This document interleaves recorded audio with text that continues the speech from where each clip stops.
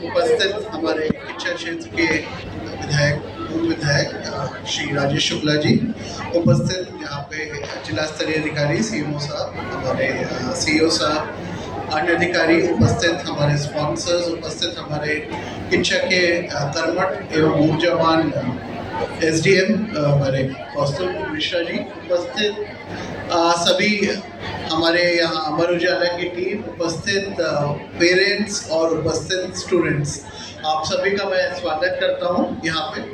आज सुबह आप लोगों ने देखा था अमर उजाला की एक मेधावी सम्मान जो की गौरवशाला परंपरा है, वो कई सालों से यहाँ पे चलती आ रही है, और आज मौसम की वजह से मुझे लग रहा है कि थोड़ी सूक्ष्म समय में जो तैयारियां की गई हैं वो मुझे लगता है उससे कहीं ना कहीं हम लोग पास आए हैं। हम लोग हमेशा दूर रहते थे, लेकिन मुझे बहुत अच्छा लग रहा है कि सभी लोग पास पास में हैं और आज हम लोग यहाँ पे इस कार्यक्रम को करा पा रहे हैं।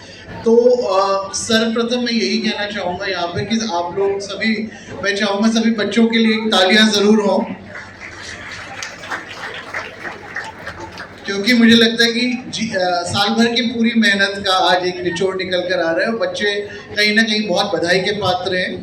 और मैं ये भी कहना चाहूँगा कि कंपटीशन बहुत बढ़ रहा है, तो ये पेरेंट्स के लिए भी बहुत एक तपस्या हो जाती है। तो मैं चाहूँगा पेरेंट्स के लिए भी हम लोग एक राउंड ऑफ अप्लॉज रखें, और एक उन टीचर्स के लिए जिन्होंने पूरा अपना समय दिया, एक गुरु के रूप में पूरी एक मार्गदर्शक की भूमिका निभाई, उनके लिए भी मैं चाहूँगा तालियों से उनका स्वागत। तो अगर इफ आई फील यहाँ पे हमारे जो 10th के भी बच्चे हैं, 12th के भी बच्चे हैं, मैं यही कहना चाहूँगा कि आई थिंक सबसे पहले आप लोग उस एज में पहुँच चुके हैं जहाँ पे I think competition is real, और इस कंपटीशन में कैसे आपको आगे बढ़ना है ये भी मुझे लगता है इसके लिए और मेहनत करने की हमेशा आवश्यकता है। तो मैं चाहूँगा कि कहीं पे भी आज हम लोग इस प्लेटफॉर्म पे पहुँचे हैं तो इसीलिए पहुँच पाए हैं क्योंकि हम लोगों ने मेहनत करी है। और मैंने देखा कि कई लोग बहुत ज़्यादा टैलेंटेड भी थे, बहुत इंटेलिजेंट भी थे, बट अगर उन्होंने मेहनत नहीं करी और एक बड़ा लक्ष्य नहीं लेकर चले तो वो कहीं ना कहीं उस मुकाम पे नहीं पहुंच पाए जहाँ के वो हकदार थे। तो ये ज़रूर रखें कि एक थियोडोर एलेनर रूजवेल्ट ने जब एक चीज़ कही है कि उन्होंने कहा था कि द ब्यूटी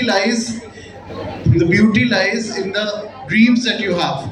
ठीक है, तो अब आप अगर बड़ा सपना देखेंगे तो आप एक अपने लक्ष्य को रखेंगे और आप उस सपने को पूर्ण कर पाएंगे।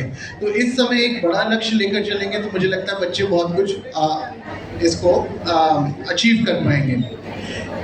इसके अलावा मैं ये भी कहना चाहूँगा कि कई बार आपके रास्ते में आप कई चीज़ें ऐसे रिजल्ट्स आएंगे जो आपको हतोत्साहित भी करेंगे, लेकिन उसमें कैसे अपने आप को गैदर करना है। I think learning from the mistakes is very important and to understand कि हम इसको सुधार कर सकते हैं और अच्छा किया जा सकता है, यही मुझे लगता है कि सबसे बड़ी चैलेंज है। और मुझे लगता है कि कई बार हम लोग देखते हैं कि केसेस ऐसे भी आते हैं यहाँ बच्चे खुद देखते हैं कि मेंटल काउंसलिंग की उनको आवश्यकता है। तो counselling I think is not bad, counselling की भी हम लोगों को पूरी जब ज़रूरत लगे तो पूरी करनी चाहिए। मैं अगर अपना ही एग्जाम्पल लूँ तो फिर आई थिंक मैं 12th जब मैंने किया, 12th के बाद फिर मैंने बिट्स पिलानी में किया। तो बिट्स पिलानी में जब मेरा एडमिशन हुआ तो मुझे एमएससी केमिस्ट्री की ब्रांच मिली थी, और एमएससी केमिस्ट्री से जब हम लोगों ने ये हुआ कि क्या आप एमएससी केमिस्ट्री आप बिट्स जा रहे हैं लेकिन वहाँ पे आपको इंजीनियरिंग नहीं मिली तो आप कैसे करना चाहेंगे। तो फिर ये हुआ कि नहीं, अभी जाते हैं वहाँ पे देखकर सिस्टम को समझते हैं और कैसे मेहनत कर कर आगे बढ़ सकते हैं, उसको ठान कर उनमें आगे बढ़ा। और मैंने कोशिश यही की कि हमेशा वहाँ पे पूरी मेहनत करूँ, और फर्स्ट ईयर के बाद फिर मेरा इलेक्ट्रॉनिक्स एंड इंस्ट्रूमेंटेशन में ट्रांसफ़र हो गया था। तो एक साल भी मेरा वहाँ पे पूरा बचा और कोशिश इंजीनियरिंग के साथ पूरी डिग्री के साथ पास आउट हुए।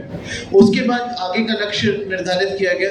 आप कभी भी जाते हैं तो आप अपने पीयर ग्रुप को भी देखते हैं कि पीयर ग्रुप क्या करना चाह रहे हैं। बिट्स में तीन राहें वहाँ पे रहती थी लगभग। जो एक पहला होता था कि जो हम लोग कंपनी से निकल कर, वहाँ से निकल कर पास आउट होकर कंपनी में जॉब कर लेते हैं। सेकंड ऑप्शन ये होता था कि वहाँ मास्टर्स करने काफ़ी लोग यूएस जाते थे एमएस करने। और थर्ड ऑप्शन ये होता था कैट या आपका सिविल सर्विसेज का। तो उस समय मैंने कैट की पढ़ाई चुनना समझा, उचित समझा, और मैंने कैट की तैयारी की। और कैट में फिर मेरा IIM बैंगलोर में पीजीपी के लिए सिलेक्शन हो गया। तो उस समय भी फिर ये हुआ कि जब बिट्स में हम लोग थे तो बिट्स में 0% अटेंडेंस थी, और IIM बैंगलोर में जब हम लोग गए तो 75% अटेंडेंस थी। तो बिट्स का एक सिस्टम था जो ये कहता था कि आपको एक अडल्ट माना जाता है, आप अपने हिसाब से ये निर्धारित कर सकते हैं कि क्या आपके लिए ज़रूरी है, और उस हिसाब से मेहनत कर आप आगे बढ़ सकते हैं। जब IIM बैंगलोर में हम लोग गए तो IIM बैंगलोर में ये होता था, रात में भी हम लोग असाइनमेंट्स आते थे, 12 बजे हम लोगों को असाइनमेंट सबमिट करने होते थे, कभी सुबह 6 बजे की डेडलाइन होती थी, और ग्रुप प्रोजेक्ट बहुत वहाँ पे करने होते थे। तो वहाँ पे हमेशा कोशिश ये रहती थी कि कैसे आप मेहनत कर ग्रुप वर्क कर और उसमें आगे बढ़ सकें। तो हमेशा कोशिश ये की जाती थी कि जो इंस्टीट्यूशन का जो सिस्टम है उसको समझिए और क्या रिक्वायरमेंट्स उस हिसाब से आप करिए। फिर मैंने प्राइवेट सेक्टर ज्वाइन किया, 2 साल प्राइवेट सेक्टर में भी काम किया, और मुझे ये लगा कि जो प्लेटफॉर्म मुझे चाहिए था वो शायद मुझे नहीं मिल रहा है। तो मैं घर आया, मैं फिर सिविल सर्विसेज के लिए तैयारी शुरू की, और मुझे लगता है मेरी प्रेरणा तो मैं यही कह सकता हूँ कि जब मैंने बिट्स पिलानी और IIM बैंगलोर में कुछ स्टूडेंट्स को करते हुए देखा और उनको देखा कि वो कर सकते हैं, तो मुझे ये हमेशा विश्वास था कि मैं भी कर सकता हूँ। तो ये ज़रूर विश्वास रखिए। आई थिंक ये self confidence is very very important, कि आप लोग इसको कैसे, कोई अगर लक्ष्य ठान लिया है तो उसको कैसे अचीव करना है, और उसमें कोई आपको रोक नहीं सकता है। ये ज़रूर, अगर आप में प्रतिभा है और आप उस प्रतिभा को अपने मेहनत से, अपने परिश्रम से आगे बढ़ाना चाहते हैं, तो आपको कोई नहीं रोक सकता है उस मुकाम को हासिल करने के लिए जो मुकाम आपने अपने लिए टारगेट पे रखा है। और यही वो मौके हैं जो आपकी ज़िंदगी को बदल सकते हैं। मैं ये चाहूँगा ये मौके बार बार नहीं आते। अपनी इस पीरियड में, अपने पढ़ाई के पीरियड में बहुत मेहनत करें, ये बहुत ज़रूरी है, और अपनी कॉलेज लाइफ को भी इंजॉय करें। आई think it is not difficult, it is only about being systematic, discipline, कि हमको कैसे करना है। और मुझे लगता है कि काफ़ी जो मैंने देखा कि जो लोग डिसिप्लिन रहते थे, जो लोग अनुशासन से पूरा कार्य करते थे, तो उन्होंने काफ़ी अपने लाइफ में आगे बढ़े। उसके उपरांत फिर यहाँ पे जब हम लोग सिविल सर्विसेज की तैयारी की बात हुई, तो उस समय ये भी रहता था कि हम लोग संडेज को पिक्चर भी देखने जाते थे। ऐसा नहीं था कि पूरा एंटरटेनमेंट को हम लोगों ने छोड़ दिया था, या गर्मियों में स्विमिंग की बात होती थी या कुछ दौड़ने की बात होती थी, तो उस समय हम लोग पूरा करते थे। Physical exercise was also important, क्योंकि मेंटली आप 8-10 घंटे से ज़्यादा नहीं पढ़ सकते, बट उस 8-10 घंटे को अगर आपको यूज़ करना है तो आप कैसे कर सकते हैं, I think that is very important. Secondly, कई चीज़ें होती हैं जो आपको बताया जाता है कि आप जाएंगे तो ये स्ट्रेटेजी यूज़ करिए एग्ज़ाम में, ये स्ट्रेटेजी यूज़ करिए, but I think most important is क्या स्ट्रेटेजी आपको सूट करती है।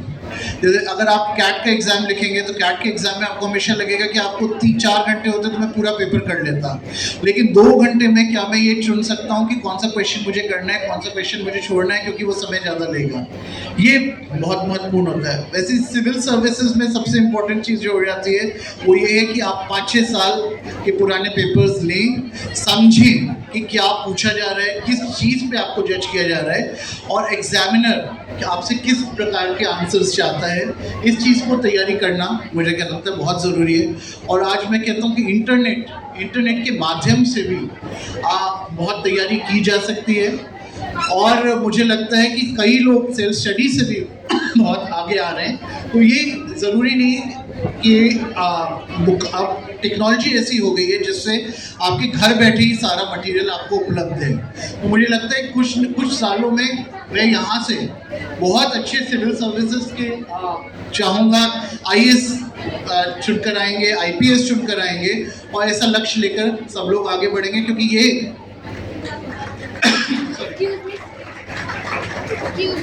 ये ऐसे प्लेटफॉर्म्स हैं जहाँ पे आप अपने जीवन को ही नहीं, बल्कि मुझे लगता है कि सामाजिक जीवन को आप पूरा बदल सकते हैं। और इसके अलावा मैं ये भी कहना चाहूँगा कि कोई भी लक्ष्य लेकर चलें, उससे कोई भी लक्ष्य छोटा बड़ा नहीं होता है, कोई भी काम भी छोटा बड़ा नहीं होता है, लेकिन जो अगर मेधावी बच्चा है तो उसे हमेशा मुझे लगता है कि बड़ा लक्ष्य लेकर चलना चाहिए। उसे you should never settle for what you don't deserve.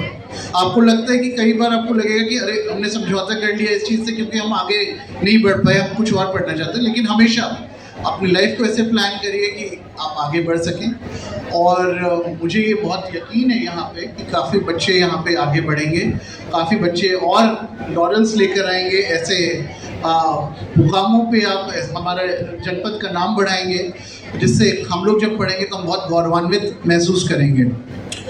और अंत में मैं यही कहना चाहूँगा कि आप सभी मिलेनियल जनरेशन है। मिलेनियल जनरेशन ये है कि क्यों हम लोग जनरेशन आई है वो बहुत पुरानी हो गई है आपके सामने, तो मुझे लगता है ये जनरेशन अपने निर्णय खुद ले सकती है। पेरेंट्स से मेरा आग्रह ये होगा उनको एक इनेबलिंग एनवायरनमेंट दें, उनको एक ऐसा माहौल दें कि बच्चे अपनी प्रतिभा तक पूर्णता तक पहुंच सकें। और टीचर्स का हमेशा मार्गदर्शन देते रहें, टीचर्स का वो रिस्पेक्ट, पेरेंट्स का रिस्पेक्ट आई थिंक बच्चे पूरा करते रहें, ये आपकी भी जिम्मेदारी है। और यही कोशिश करें कि समाज में समाज आपको बहुत कुछ देखता है। I think it is also important कि what do you pay back to the society and how do you do for the society, ये ज़रूर देखें, क्योंकि कई बार हम लोग अपना सामाजिक पहलू मिस आउट कर जाते हैं, तो उसको ज़रूर मिस आउट नहीं होना चाहिए। सामाजिक पहलू से, समाज से जुड़ाव ज़रूर बना रहना चाहिए। और अगर किसी ने आपकी मदद की है तो आप कहीं ना कहीं आप भी समाज में किसी भी एक व्यक्ति ने आपकी मदद की है तो मुझे लगता है कि समाज को भी उतनी ही मदद की आवश्यकता है कि आप भी लोगों की उस हिसाब से मदद करें। तो अब मैं इसी के साथ अपनी वाणी को विराम देते हुए यही आग्रह करूँगा कि बच्चे हमारा आगे भी नाम रोशन करते रहेंगे। और मुझे लगता है ये मंच केवल आपको एक प्लेटफॉर्म देता है कि आपको रिकग्निशन भी देता है कि आपने बहुत अच्छा कार्य किया है अभी तक, और इस कार्य को अपनी प्रतिभा को, अपने रिजल्ट को और बेहतर करते रहेंगे, यही हमारी आशा रहेगी। धन्यवाद।